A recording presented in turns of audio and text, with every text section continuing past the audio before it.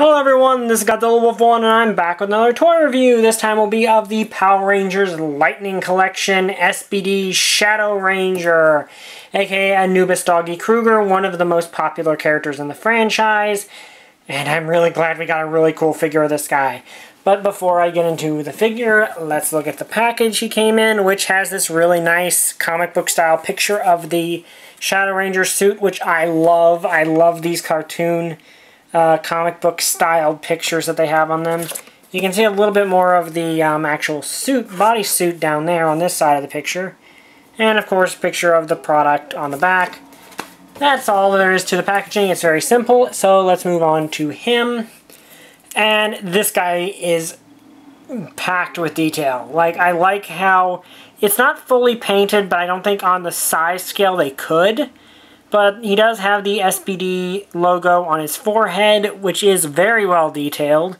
Not sure how much more paint they could have put on there without making it impossible to tell what's going on. Has the, police lights on the side, mouth plate, helmet looks really cool. That is the Shadow Ranger helmet. I like the fins or dog ears. Back moving down, you have the 100 on his chest, the SPD logos on both sides with this band on the side. And that's one thing, even though they do kind of share some parts, he and Tommy have very few shared parts that are completely the same between them, which I do appreciate. And if we go to the back, you see his black parts sort of have this matte finish to them, which I like. And no skimping on paint on the back, so that's good. Moving down, you have his gauntlets, which are nicely detailed. And the fists, which have their own detailing to them. Belt buckle, nicely detailed with the red. I like the fabric lines, like the molded in fabric lines at parts that kind of give this the appearance that, yeah, this is a bodysuit. I appreciate that. And also this red and blue line is molded in, by the way. It's not just painted. This is a molded in detail running down his leg. More fabric details there. The holster for his Shadow Saber, which we will go over more later. The hips, which again have fabric molded in detail. Love that little idea. It's just a really nice little touch that makes it feel like he's wearing a suit underneath. Then the shin guards and the feet. He looks amazing. He looks great. Correct me if I'm wrong, preferably in the comments because it's good for the YouTube algorithm. I don't think that there is a figure art of Shadow Ranger at the moment. So this is really nice to have this, just from a look standpoint alone, just from how he looks, to have this good of a representation of Shadow Ranger. But of course there is more to him than that. So let's go into his posability. Head is on a ball joint. Can go all the way. Well, it gets a little limited by the collar, but it goes about as far as you'd expect a human to do. And if you force it, he can go all the way around. It depends on how you maneuver the collar, he can look up about that far, down about that far, which is nice, and does have a tiny bit of side to side, not a ton. Again, the collar kind of gets in the way even though it is soft plastic. Shoulder goes up that far, so I think he actually has less limited shoulder. I think there were some issues with Tommy's shoulders, if I remember right, that made them a little limited. But yeah, he can go all the way up on both sides. He can do a full 360. There's a little bit, and there's like this internal joint that lets the arm go out all the way like that, without exposing too much of the joint, which is good. He can go, I think one arm gets further in than the other does, but he can get a little bit inward motion. Bicep swivel. Goes all the way around. Over 90-degree elbow bend, which does not go down all the way, but it still looks good, and it works. Hand, full 360 around. Can bend inward. Can bend outward. So he can get that pose he was in on the box where he has his hand sort of up like that. Again, be careful with the wrists because at least the first wave of these had a lot of problems with the wrist joints that are a little fragile, so be careful with those. And same with each of the different pairs of hands. So he has a good range of movement in the arms. What about the chest? He has a swivel up here in the torso, which due to his chest armor is hidden. He has a ab crunch that can go forward that far, back that far, which is actually starting to look like his spine is shattering. Which is funny because there's actually a joke with his Japanese counterpart in the Versus Abba Ranger movie that kind of would that be appropriate for. Then you have his hip joint, which goes forward that far, back that far, though it hits his butt, of course. Can go out all the way like that, so he can do almost do the splits. He can't perfectly do the splits. Hit a full 360 range of motion on the thigh swivel. Both thigh swivels, which are asymmetrical, but have the same range of motion on both. Knee joint can go way over 90 degrees. So it only stops because of the shape of his musculature. So that's good. And lastly, we have the ankles, which have a very deep tilt on both sides. Due to these being like a rubbery plastic, they don't get in the way. And you can get some side-to-side movement.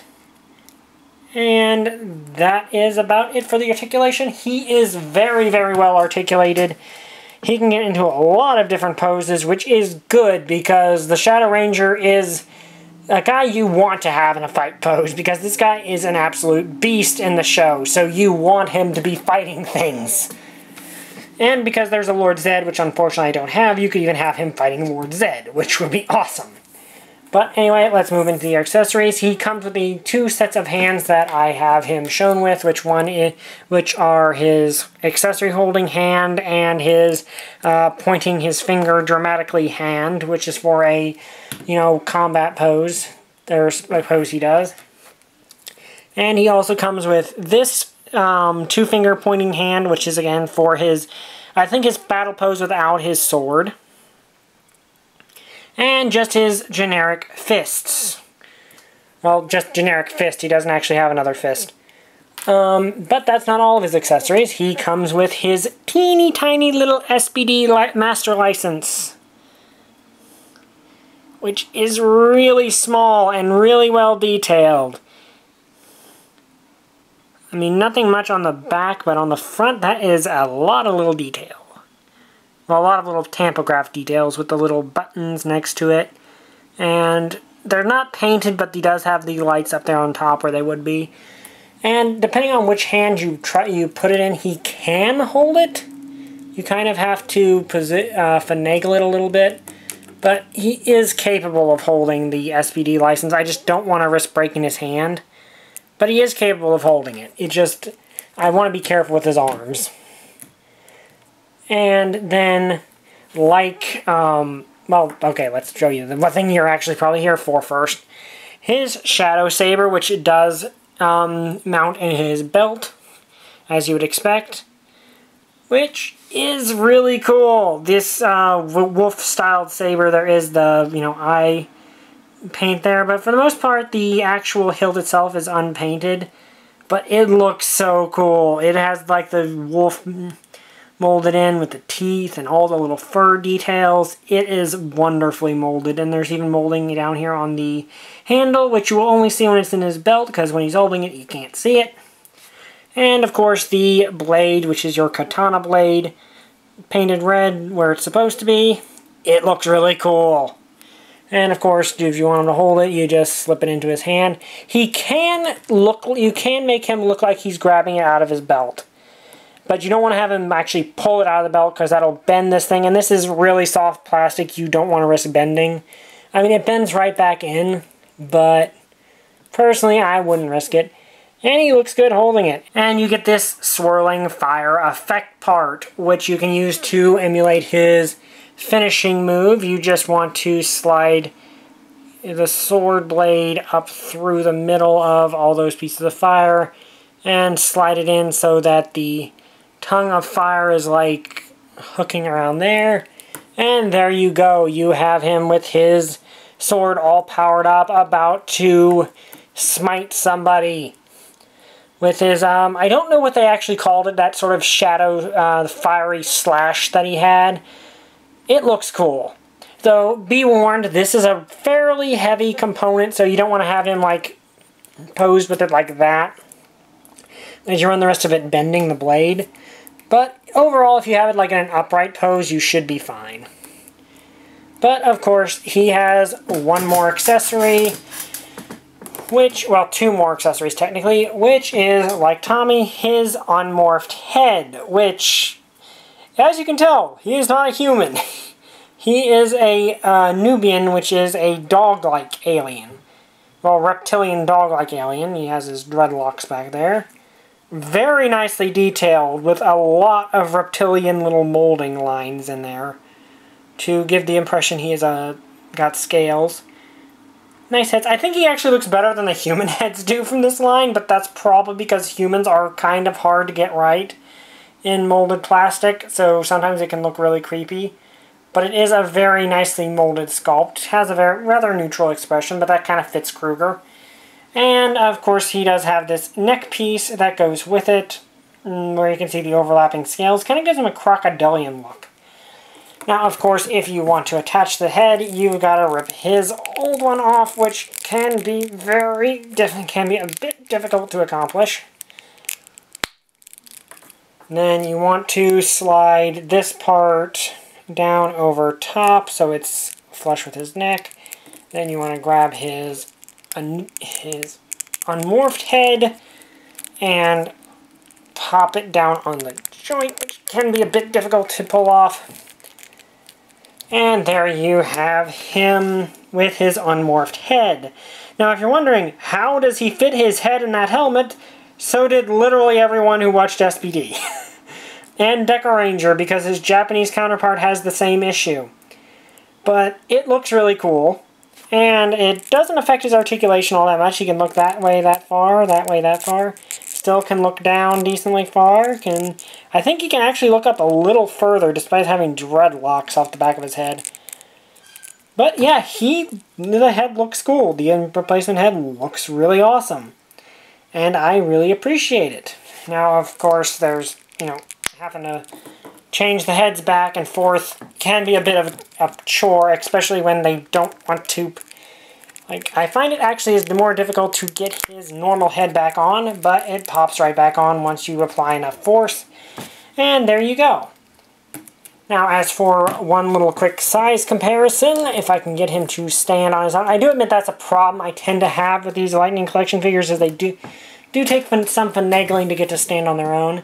Here he is with Tommy, the White Ranger, and they are about the same height.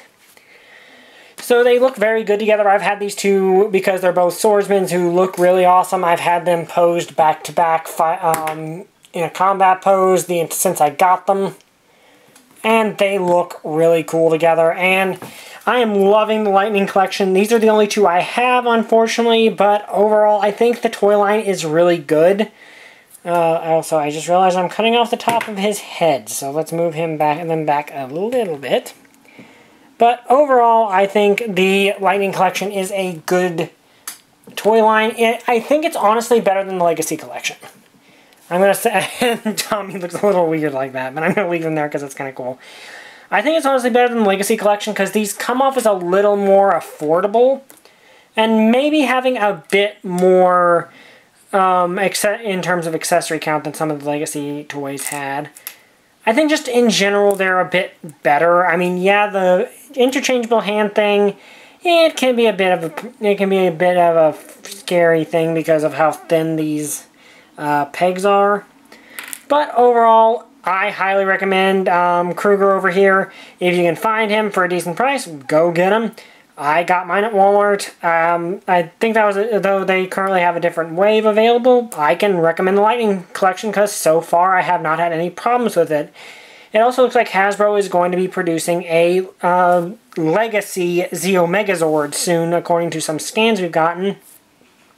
So, Hasbro seems to be hitting out of the park with these toys.